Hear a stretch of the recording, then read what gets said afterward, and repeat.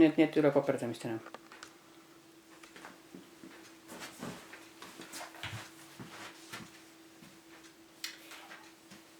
Ja nüüd tuleb laul, mis meeldis väga mu armsale emale ja seda laulu esitas ikka tihti raadios omal ajal Heli Lääts ja laulu pealkiri on Ei me ette tea.